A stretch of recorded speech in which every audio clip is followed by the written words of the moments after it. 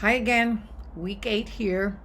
And for me, this begins the really exciting part of the labor movement because people begin to start fighting back, start joining unions, start forming bonds.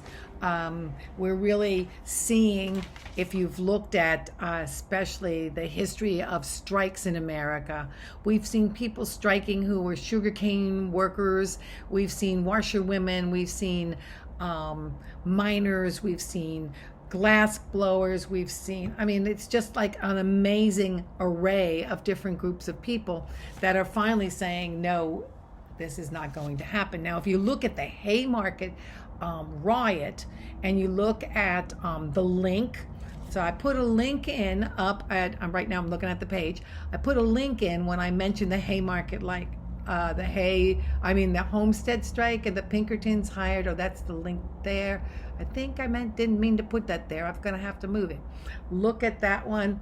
Because I'm talking about the Haymarket strike there. So the Haymarket strike, you have Albert Parsons, and you have Augustus Spies and 7 other people who were arrested. And then after they were arrested, they were found guilty and without any proof, and they were hung simply because they were anarchists. Later on, the 3 that weren't hung get clemency from the governor, which of course then ruins his career because he is seen as siding with anarchists, even though the law and that there was no proof was shown. But it is how people, as we see today, judge things based on more what they think about rather than proof. So there's quite a lot going on in this time, and the Haymarket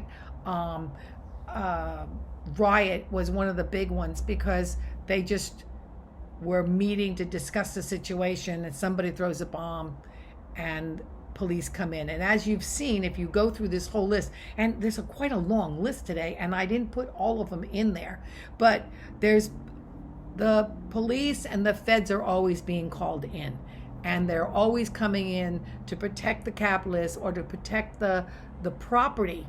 Property is much more important than people, apparently.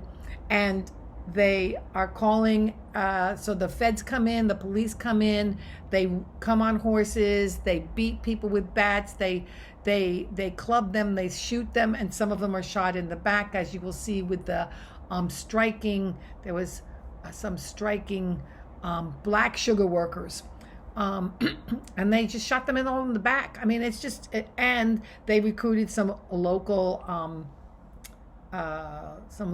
prestigious people to join the police and to do this. So it's we're really beginning to see the solidification of the class struggle. It's really a solidification because what we've got going on is workers starting to realize they're workers. They're realizing that they're workers, so they have more power. And so that's a good thing. But they're also starting to realize that they should have some dignity. And that is what's starting to cause the difference, where the corporations and the government has been used to keeping the people down to do what needs to be done for the elite. And that's the whole reason I wanted you to get the first, second, and third weeks, is to understand how ingrained the idea of elites are in this country, how ingrained it is of manifest destiny that the rich should govern everything. So these are really important things, and that's a vocabulary word, manifest destiny. And I don't have that on my list, but I'm going to put it on my list.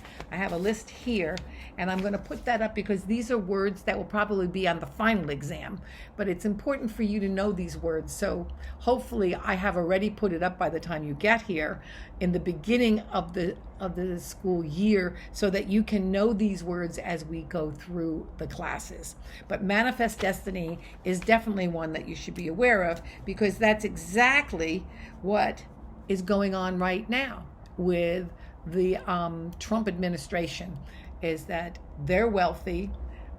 They get the bailout money for COVID, and they give it to the major corporations, not to the small businesses.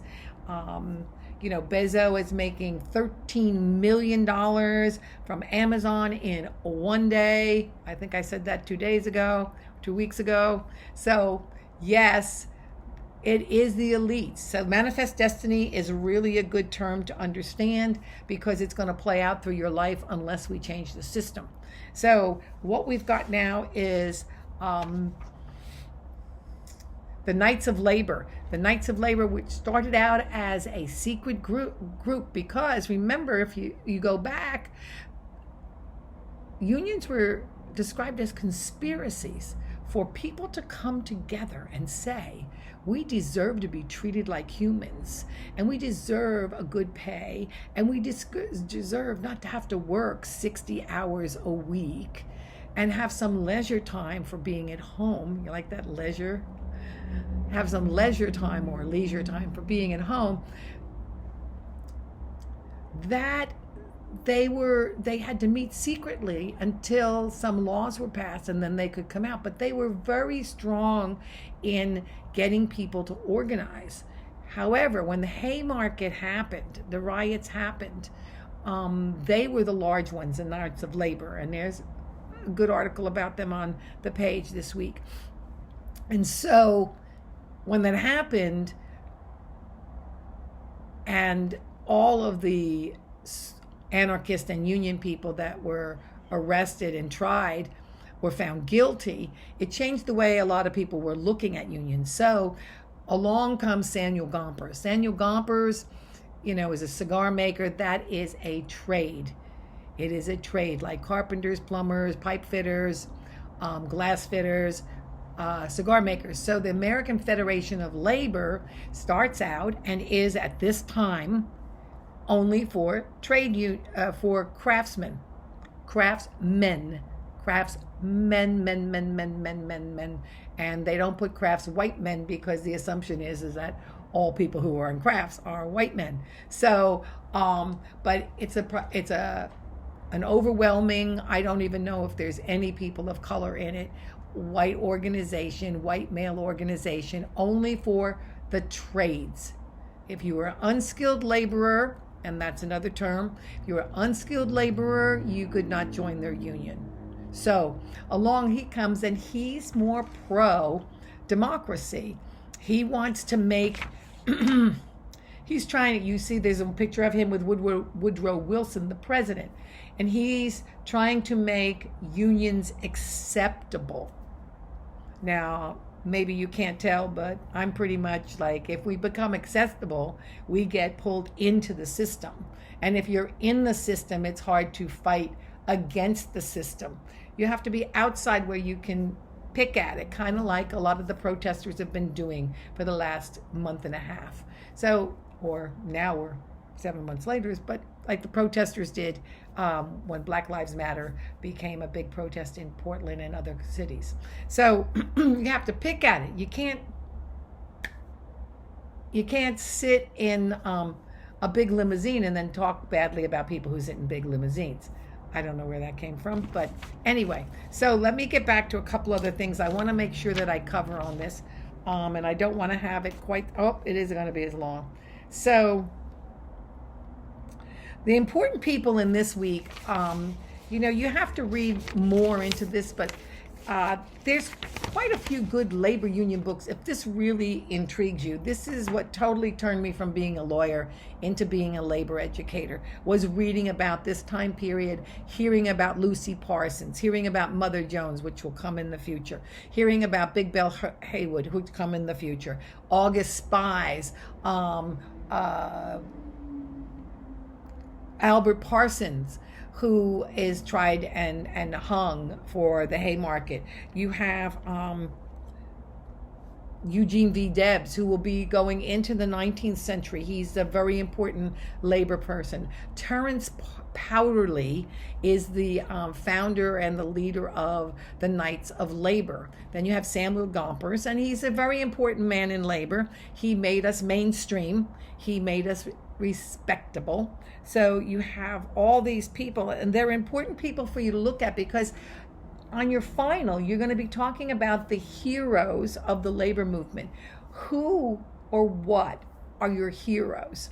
And what does that mean as a hero? How did they impact your life today? So pay attention to these folks. If somebody triggers you, read up more on them. There should be plenty of links that are going around here. Is there anything else I want to cover? Just how it's, so there's a couple books. There's Power in the Union by Philip Dray, Dray. Labor's Untold Story, which I cannot find anymore unless I pay $60, but it was my history book. There's the History of Workers by Phil Foner, Foner. It's boring. Labor's Untold Story is much better. There's Power in the Union. There's other labor history books, but go for a search. Find something really strikes you. Somewhere on the internet is more information about them. So strikes are on the rise, and workers are getting more violent. They're not being please and thank you for the crumbs. So with that, adios. See you in a week. Ciao.